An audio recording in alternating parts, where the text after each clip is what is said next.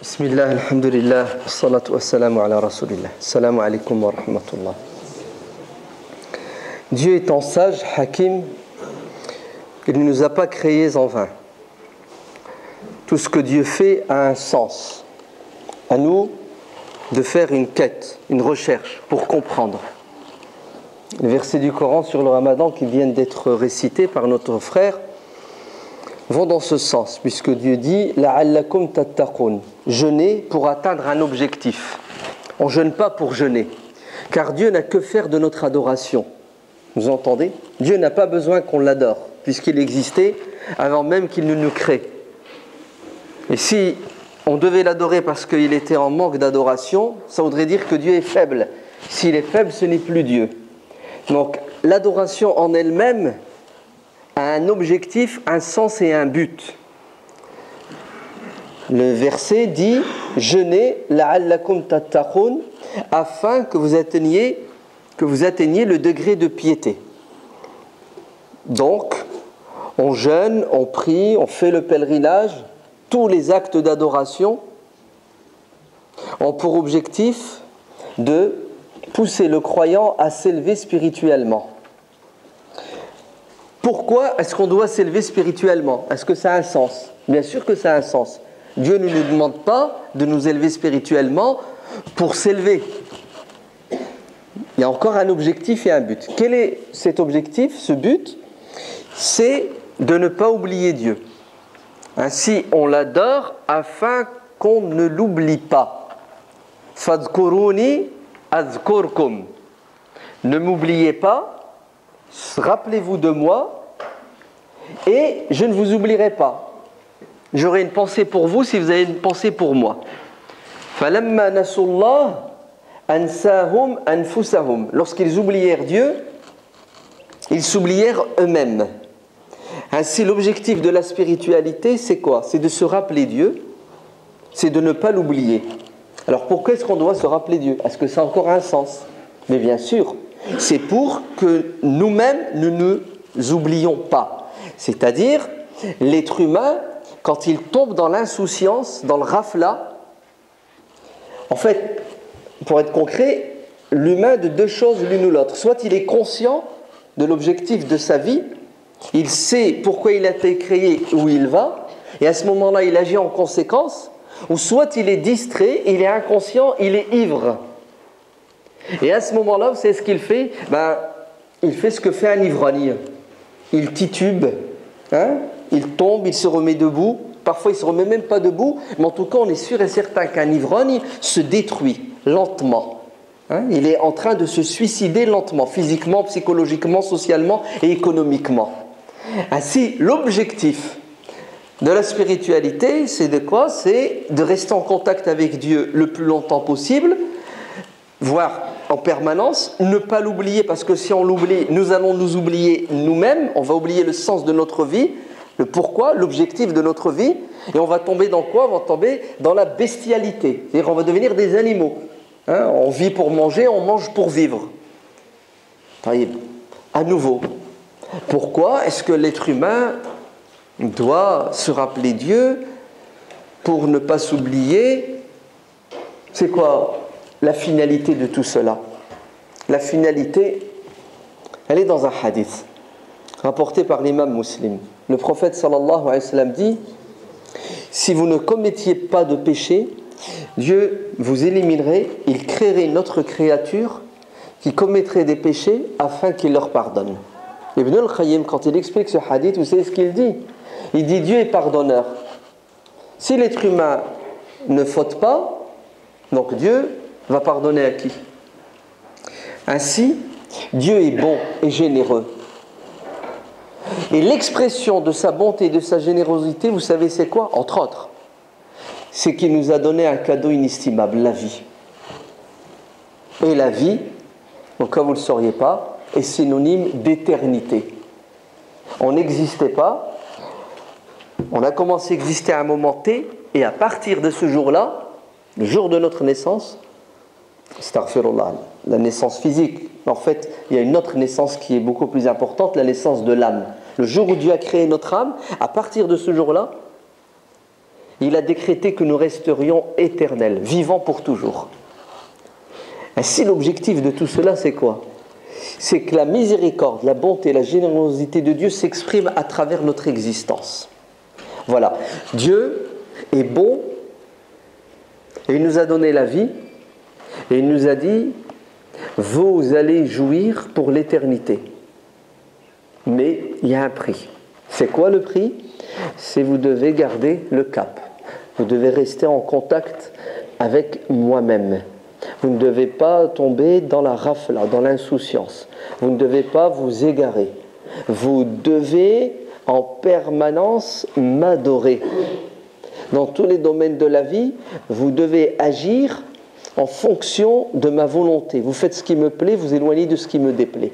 Si vous arrivez à vous comporter, à agir, à penser de cette manière, vous allez profiter de cette éternité. Sinon, malheur à vous. Les flammes de l'enfer peuvent vous atteindre. Et si jamais vous niez mon existence et vous devenez ingrat, vous ne goûterez pas l'éternité. Vous allez disparaître, vous allez devenir de la poussière.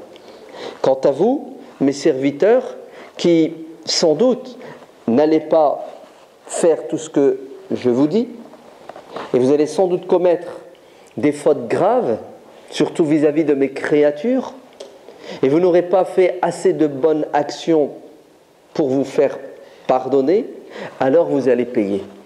Vous allez aller en enfer pendant un laps de temps pour purger une peine, et ensuite vous irez au paradis, et bien entendu vous aurez des regrets, car vous ne serez pas entré au paradis avec ce qui y entre en premier, et vous aurez des regrets pour la souffrance que vous allez passer en enfer, et vous aurez des regrets parce que vous ne serez pas récompensé au paradis comme les meilleurs.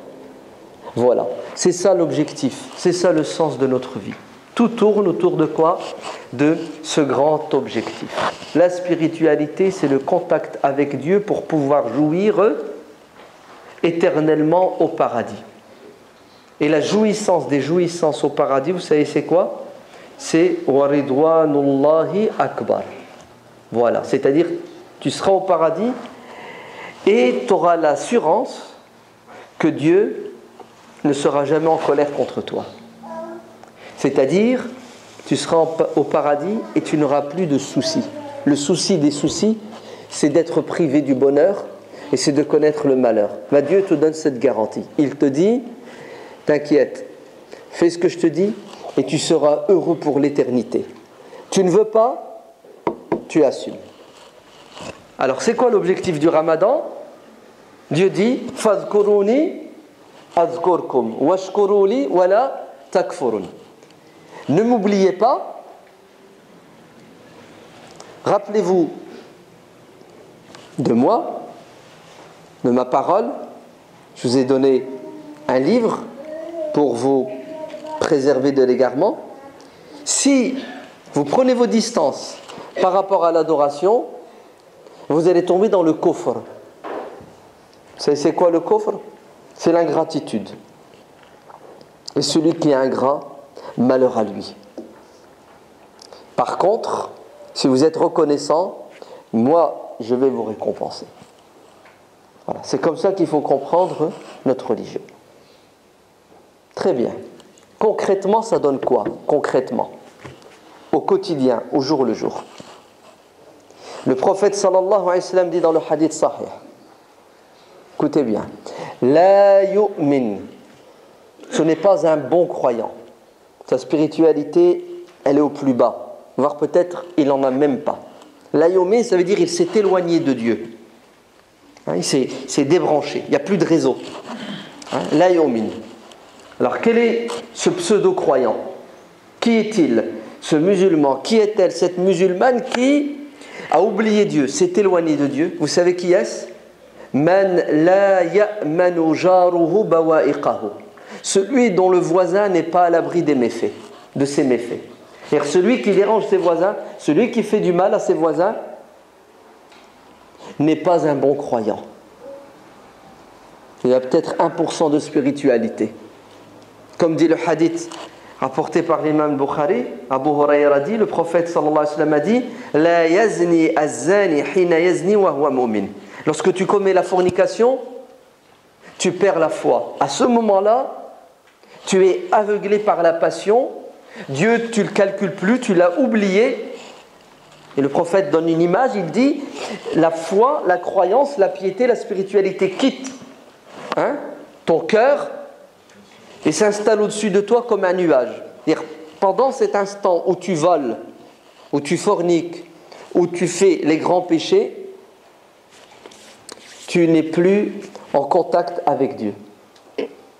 Et seulement après, ta foi revient en fonction de ton repentir et en fonction de ta capacité de corriger ta faute via des bonnes actions qui vont effacer la mauvaise action. Et quand elle reviendra, elle ne retrouvera jamais son ardeur qu'elle avait avant. Oui. Parce que pendant ce laps de temps, tu auras perdu quelque chose. En fait, tu auras fait un pas en arrière, voire 2 pas en arrière, voire 10 pas en arrière, et il faudra rattraper ton retard. Et même si tu le rattrapes, le temps que tu as passé à rattraper ton retard, c'est un temps que tu n'as pas passé à quoi avancer, à évoluer. Bien sûr. Ouais. Le péché a toujours un impact. La preuve, regardez Adam, alayhi salam. Il a péché. Dieu lui a pardonné. Oui ou non? C'est sûr que Dieu lui a pardonné. Il n'a rien à craindre. Mais le péché a eu une conséquence sur Adam. Il a quitté le paradis. Vous avez vu? La faute laisse toujours des traces. Très bien. Il ne croit pas. Qui ça? Le jeûneur. Celui qui fait le ramadan. Et qui dérange ses voisins. Le prophète sallallahu alayhi wa sallam a dit: combien de gens jeûnent et ils ne font que se fatiguer. Ils meurent de soif, ils meurent de faim, ils meurent de sommeil. En fait, Dieu n'accepte pas leur jeûne. Leur jeûne n'aura pas d'impact sur eux. Vous savez pourquoi? Parce qu'ils vont passer leur journée à quoi? À commettre des grands péchés. La médisance, le colportage, le bruit, déranger les voisins, etc., etc. Voilà, vous voyez, c'est du concret, notre spiritualité. Ce ne sont pas uniquement des sentiments. D'ailleurs, celui qui a des sentiments nobles, automatiquement les fait suivre d'actes nobles. Il y a une contradiction. Lorsque vous dites « je crois en Dieu » et 5 minutes après, tu déranges ton voisin.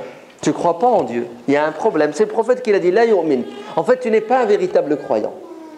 Donc la spiritualité commence avec quoi? Là, pendant le ramadan, on respecte nos voisins. Et c'est pas évident de les respecter, quand tu entres et tu sors à minuit et demi, à 1h du matin. Quand tu reviens de la mosquée ou quand tu vas à la mosquée. Surtout quand tu fais des conférences sur le palier, en attendant l'ascenseur avec ton copain, ton voisin, tes enfants. Ou quand tu sors de la mosquée et puis vous faites les prolongations. D'accord? Comme si vous n'en aviez pas eu assez de khiyam. Faites un second khiyam. Mais que Dieu n'aime pas, que Dieu condamne.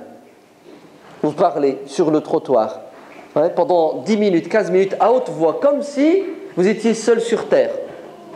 Alors imaginez-vous l'impact de vos actions sur l'autre. C'est tout simple. Le prophète sallallahu alayhi wa sallam, écoutez bien, dans un hadith, il est dit qu'un homme se plaint de son voisin. Son voisin, il est désagréable. Il l'empêche de vivre. Le prophète sallallahu alayhi wa sallam, conseille cet homme, lui dit « va, patiente ». Il revient quelques jours plus tard, il lui dit « ça ne servit à rien ». Le mec, il comprend rien et c'est de pire en pire. Et à chaque fois, le prophète sallallahu alayhi wa sallam essaie de trouver une solution à l'amiable. Conseille-le, etc. Rien à faire. Ta bonté est souvent mal interprétée par celui qui n'a pas de principe moral. À la fin, le prophète sallallahu alayhi wa sallam va lui dire « va chez toi et tu prends tous tes meubles et tu les mets sur la voie publique. Tu sors tous tes meubles, tu les mets dehors sur le trottoir, sur la route. Et ensuite tu sors et tu t'installes sur la voie publique. Automatiquement, ça va attirer la curiosité des gens. Tu fais quoi? T'attends un déménageur? Pas du tout. C'est pourquoi? Parce que je ne peux plus vivre dans cette maison. Pourquoi? Il y a quoi? Il y a des monstres? Il y a des araignées? Non, vous savez à cause de qui? À cause de mon voisin. Et là, vous savez ce que font les gens? Ils font des remontrances à son voisin. Ils l'interpellent, ils disent mais t'as pas honte? Tu pousses ton voisin à quoi? À vouloir fuir. Et bien entendu, il est gêné, il a honte, c'est sa réputation qui est mise en question. Et qu'est-ce qu'il fait? Il va voir son voisin, il lui demande pardon, lui dit rentre tes meubles, je te le jure qu'à partir d'aujourd'hui, je ne te ferai plus rien. Vous vous rendez compte? Est-ce que vous savez qu'aujourd'hui, il y a des gens qui mettent leur maison en vente parce qu'ils sont voisins d'une mosquée? Et ils se sauvent, ils s'éloignent, comme le prophète alayhi salam a dit. Ils ne peuvent pas mettre leurs meubles dehors parce qu'on va les voler. Ouais, ou bien il pleut. Voilà, qu'est-ce qu'ils font? Ils déménagent. Est-ce que vous savez qu'il y a des maisons qui perdent de leur valeur quand une mosquée s'installe? Parce que la mosquée est synonyme de quoi? De Ramdam. Le bruit que font les musulmans les nuits du Ramadan. Dictionnaire Larousse. Ramdam. Comme ça, définition. Sda, vous comprenez? Sda. Le fawda, le boxon. Beaucoup de mosquées n'ont pas de parking ou n'en ont pas assez. Résultat, le mec il vient, il s'installe devant le garage. Le fajr, l'autre il doit aller au travail. Il fait comment? Vous connaissez toutes les nuisances qui sont dues à notre spiritualité ramadanesque. C'est une catastrophe. On veut se rapprocher de Dieu, et en vérité on s'éloigne de lui parce qu'on éloigne les gens. De quoi? De nous, on éloigne les gens de Dieu. Et c'est à cause de notre mauvaise compréhension de la religion. On croit que le tarawih, c'est le plus grand pas pour nous rapprocher de Dieu. C'est faux, parce que le tarawih reste une sunna. Ouais. Par contre, le respect du voisin, c'est une obligation. Vous avez vu l'inversion? Hein? On n'a pas le sens des priorités. Anecdote réelle, elle est toute fraîche, elle a un mois. J'étais à Villeneuve-d'Ascq, un frère me dit retiens celle-ci et transmets-la. Écoutez ce que je vais vous raconter, vous allez être étonnés. Lorsque le projet de la construction de la mosquée de Villeneuve-d'Ascq a commencé, les musulmans sont invités à participer, les collectes. Il y a un musulman qui a un voisin. Lorsque le voisin apprend que les musulmans sont en train de construire une mosquée, élan de solidarité avec la communauté musulmane. Il n'est pas musulman. Il a ramené une liasse de billets, 1000 €. Et il l'a donné à son voisin musulman. Il a dit ça c'est ma participation à la construction de la mosquée de Villeneuve-d'Ascq. Masha'Allah. C'est beau, c'est pas beau? C'est magnifique. Il n'est pas musulman. Hein? Ouais. Je parie qu'il y a des musulmans qui ont été sollicités qui n'ont pas donné alors qu'ils pouvaient donner. Lui, il a donné. Qu'Allah le récompense. N'est-ce pas? Très bien. Vous voulez gratter un peu? Vous savez ce qu'il a dit quand il a donné les 1000 €? Il a dit dépêchez-vous, finissez votre mosquée. Hein? Pourquoi? Comme ça, tu prieras dans ta mosquée parce que tu m'embêtes les nuits. Il lui a donné 1000 €. Il lui a dit finissez votre mosquée et après tu vas prier dans ta mosquée. Tu m'empêches de dormir. À 4 h du matin, là, quand tu te réveilles, tu me réveilles et moi je travaille. Un mskin, il croit que le musulman c'est fini. Quand il y a une mosquée, il va toujours prier à la mosquée. Il a acheté le silence et la tranquillité avec quoi? Avec 1000 €. Inna Allah la yansuru hada ad-din bir-rajuli. Non, Wallah al-Adim, c'est une honte. C'est une catastrophe. Et on parle de spiritualité pendant le Ramadan parce que on prie Tarawih. Et regardez les conséquences et le résultat. Il ne croit pas, il ne croit pas, il ne croit pas celui dont le voisin n'est pas à l'abri de ses méfaits. Premier point. Deuxième point. Il ne croit pas, il ne croit pas, il ne croit pas. Donc c'est un manque de spiritualité, oui ou non? Nous on veut quoi? On veut que le Ramadan soit source d'épanouissement spirituel. Concrètement, c'est qui encore ce pseudo-croyant, ce mauvais croyant? Celui qui dort le ventre plein alors que son voisin a faim, il est au courant. C'est clair ou c'est pas clair? Vous le connaissez le hadith? Très bien. Je ne vais pas la refaire. Vous savez que nous sommes les pros du gaspillage pendant le ramadan. Non? Vous ne le savez pas? Si vous ne le savez pas, vous allez là-bas. Radar, ça s'appelle là où il y a les magasins arabes, les boucheries, les alimentations. Vous allez puis vous demandez au propriétaire du magasin: qu'est-ce que tu penses de Ramadan? Il va dire Shahrun Mubarak, Karim, un mois béni, un mois de générosité. Mon chiffre d'affaires pendant le Ramadan multiplié par 3. Et un frère, dont je ne doute pas de la véracité, m'a dit le mois de Ramadan équivaut à 6 mois. 6 mois. Tu prends le mois de Ramadan, tu le mets sur la balance, tu mets 6 mois et le mois de Ramadan l'emporte. Allah Ibar. Qui est trop fort le mois de Ramadan, non? Ouais. C'est la baraka. Les shayatines sont quoi? Non, c'est nous qui sommes déchaînés pendant le mois de Ramadan. Vous n'avez pas vu la furie? Vous n'avez pas vu la course à la consommation? Vite, vite, il faut emmagasiner. C'est Ramadan, il faut faire les courses du Ramadan. Alors que le minimum, vous savez c'est quoi? C'est que tu ne changes pas tes habitudes alimentaires. Le minimum. Allez, l'idéal c'est quoi? C'est tu diminues, oui ou non?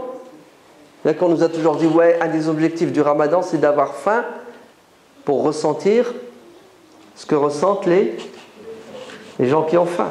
Mon œil. Ça c'est que du blabla. Dans la réalité, les musulmans prennent du poids pendant le mois de Ramadan. Oui, ce sont des études qui ont été faites dans le monde musulman. La consommation fait un bond pendant le mois de Ramadan. 30%, un tiers. Et si tu dépenses 100 € en dehors du Ramadan, quand le Ramadan arrive, tu dépenses 133 €. Et au lieu de diminuer, ouais. Et tout ça se fait donc aux dépens de qui, à votre avis? De notre voisin qui a le ventre vide. Vrai ou faux? Ouais.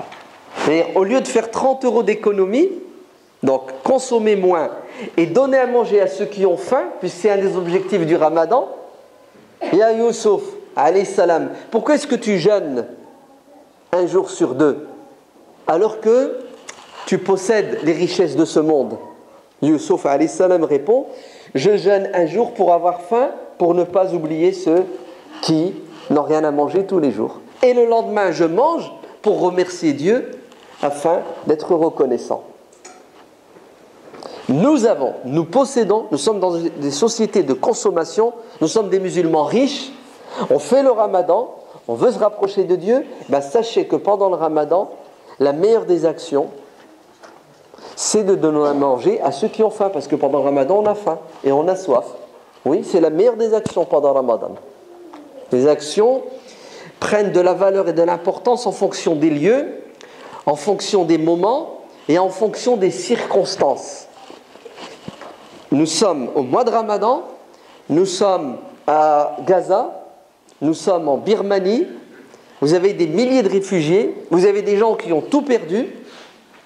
La meilleure des actions pendant le mois de Ramadan, c'est de donner à boire et à manger à ceux qui ont jeûné la journée et qui ne savent même pas ce qu'ils vont manger le soir. Ah non, on ne sait pas ce qu'on va manger le soir tellement on a le choix. Vous avez vu la différence? Et eux, ils ne savent pas quoi manger parce qu'ils n'ont pas le choix. Même l'eau, ils n'ont pas d'eau potable. Et là, sur la table, vous avez 15 boissons différentes. La'allaka tarda. Au choix. Et on parle de spiritualité pendant le Ramadan. Si on a fait des tarawih, super tarawih. Ouais. Et on fait une dua qui dure 45 minutes. Allahumma ansur al-muslimina fi, à droite et à gauche. C'est pas vrai, on n'est pas sincère avec Dieu. Quand on dit Ya Allah, aide nos frères. Parce que vous connaissez le hadith. Le jour de la résurrection, Dieu nous dira: j'avais faim, tu ne m'as pas donné à manger. On va être étonné, on va dire: Ya Allah, tu ne peux pas avoir faim, tu es le Seigneur de l'univers, tu ne manges pas, c'est toi qui as créé la faim. Et Dieu dira: si un tel avait faim, et tu avais les moyens de lui donner, tu étais au courant, tu ne lui as pas donné à manger. Si tu lui avais donné à manger, tu m'aurais trouvé à ses côtés. Aujourd'hui, tu aurais la récompense. Et allez, vous me le mettez en enfer celui-là. Égoïste. Omar ibn al-Khattab radiyallahu anhu croise un musulman bien portant physiquement. Obèse, pour parler français. Ouais, parce qu'il mange trop. Il lui a donné un petit coup dans son airbag. Ouais, C'est ce qu'il lui a dit. Il lui a dit, tu aurais pu en laisser un peu à Ben Ammek, à ton cousin. Ouais. C'est-à-dire, si tu es dans cet état, c'est parce que tu manges trop, donc tu prives quelqu'un. Partage. Ouais, laisse un peu de nourriture aux autres. Il ne croit pas, celui qui dort le ventre plein alors que son frère musulman a faim. Et wallah que nos frères ont faim. Vous entendez? Troisième acte qui va développer nos spiritualités pendant le Ramadan. Man kana yu'minu billahi wal yawmil akhir. Celui qui croit en Dieu et au jour dernier. Allez, plus tu feras ce que je vais dire maintenant, plus tu auras la foi en Dieu et plus tu croiras au paradis et tu feras ce qui va te faire entrer au paradis et tu croiras en enfer et tu éviteras de faire ce qui va te mener en enfer. Quelle est donc cette action qui va développer ma spiritualité? C'est laquelle? Regardez. Man kana yu'minu billahi wal yawmil akhir falyukrim dayfa. Qu'il reçoive son invité de la meilleure façon. Et voilà un acte de spiritualité pendant le Ramadan qui a du poids et qui va nous rapprocher de Dieu. La générosité. Oui, invité. Tu donnes à manger à un jeûneur, tu as la récompense de son jeûne sans que rien ne diminue à son jeûne. Tu nourris les jeûneurs. Tu les invites chez toi. Ouais. Tu te fais un petit programme. Tous les vendredis soirs, j'invite 3, 4, 5 personnes et tu leur donnes à manger et tu les reçois bien, tu leur fais plaisir, tu te rapproches de Dieu, ta foi elle va augmenter parce que tu as combattu quelque chose qui s'appelle l'avarice, ash-shuh. N'est pas croyant celui qui est avare. Ouais. L'avare est proche de l'enfer, loin de Dieu, loin du paradis. Le généreux, il est proche du paradis, de Dieu, loin de l'enfer. وَمَنْ يُوقَ شُحَّ نَفْسِهِ فَأُولَئِكَ هُمُ الْمُفْلِحُونَ.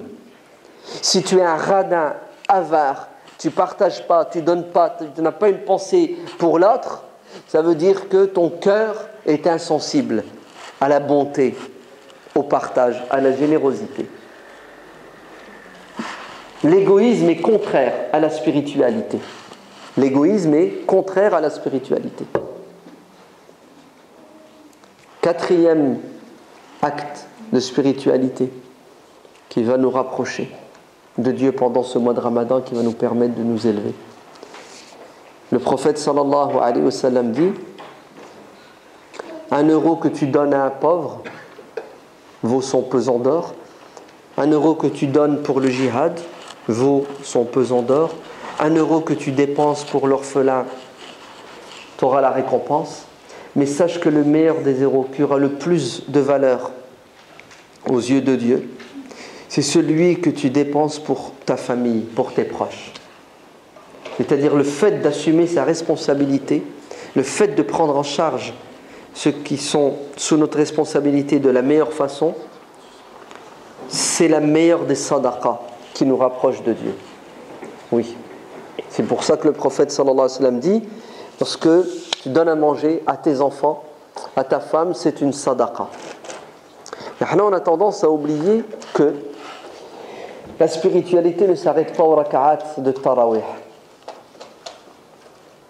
On oublie que la spiritualité, ce sont des gestes qui expriment de la tendresse, de l'amour, de la bonté. Le fait de vivre avec l'autre, d'être à ses côtés, de lui faire du bien, ça a beaucoup plus d'impact et de valeur sur ta spiritualité. Oui. Vous êtes au courant de cette femme qui est entrée au paradis parce qu'elle a donné à boire à un chien, et l'autre qui est en enfer parce qu'elle a délaissé un chat. Alors imagine-toi, hein, c'est Ramadan, hein, tu es bon avec tes enfants, ils le sentent, ils le voient, papa y a changé. Depuis le début du Ramadan, c'est plus le même. Imagine-toi ta femme, elle dit c'est plus le même. Depuis le premier jour du Ramadan, il est souriant, il est agréable, il est généreux, il est vivant, il est avec nous, il dégage des ondes positives. Non, c'est pas ce qu'ils ont dit du prophète alayhi salam. Il était super, mais quand le Ramadan arrivait, il était comment? doublement super, c'est ça? Il était... c'est puissant quand même. Le prophète ne cesse d'avancer, d'évoluer. Hein. Et chaque ramadan, il est meilleur. Voilà, ça s'appelle de la spiritualité. Tu t'imagines? Ouais. Ta femme et tes enfants font la différence entre le moment où tu jeûnes pas et le moment où tu jeûnes. Tu sais ce que tu viens de faire? Tu viens de leur faire aimer la religion. Tu viens de leur faire aimer le ramadan. Tu viens de leur faire aimer Dieu, parce que c'est grâce à Dieu que tu jeûnes. Automatiquement, tu deviens un modèle et un exemple. Et la religion, ils vont l'accepter avec amour, parce que la religion, chez eux, est synonyme d'amour, parce que tu es amour. Ouais. Imagine-toi, tu passes du temps avec ta femme à la cuisine pour préparer le repas du soir, qui a son importance. Ouais. Minimum, elles en ont pour 2-3 heures. Hein. C'est ça? Minimum. Hein. Il y en a certaines, c'est 6 heures. Ce qui n'est pas bien en soi. Hein. Ok? C'est trop. D'accord?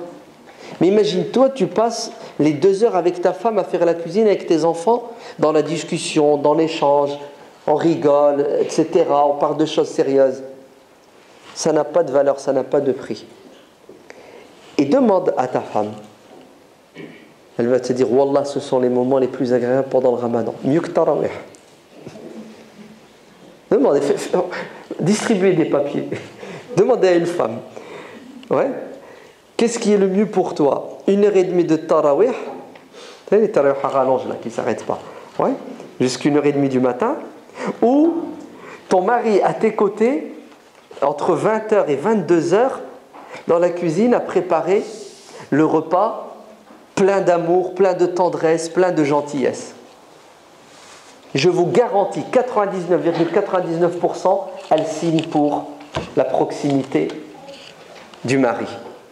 Ouais. Parce que l'être humain, il a besoin, vous entendez, de ça, pour pouvoir s'épanouir. Et c'est ça qui va lui faire les tarawih pendant 1 heure, avec amour et plaisir. Parce que, wallah, si elle n'est pas bien dans sa tête, si tes gosses ne sont pas bien dans leur tête, que ta religion, ils ne vont pas la pratiquer.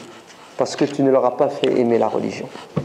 Abou Bakr est sans pitié. Il m'a dit, conclusion, tu vas t'arrêter tout de suite. C'est bien. Tu es un bon modérateur. Je m'arrête. Il y a encore plein de choses à dire sur la spiritualité pendant le ramadan. Mais essayons juste de réaliser ce que je viens de dire. Ouais. Vite, j'en oublie une quand même, Abou Bakr, si tu permets. C'est l'orphelin. Allah yabarak fikoum. Ouais. Une femme est venue voir Aïcha, radiallahu anha, elle lui dit, mon cœur est dur comme de la pierre. Tu sais, je ne ressens plus rien, j'ai plus la foi, j'ai plus la pêche, j'ai plus de spiritualité. C'est ce qu'elle lui a dit. Elle lui a dit, nourris l'orphelin, occupe-toi d'un orphelin. Allez, aie pitié d'un orphelin, Dieu aura pitié de toi. Ouais. Donc pendant ce ramadan, essayons, Inch'Allah, de donner à manger à un orphelin. Ouais. Vous allez sur le site du CBSP, vous regardez, nourrir un orphelin pendant le mois de ramadan, 35 €. Tout de suite, j'envoie les 35 €, ma carte bleue, et je dis à Allah, comme j'ai nourri cet orphelin, nourris mon cœur pendant ce mois de ramadan. D'accord?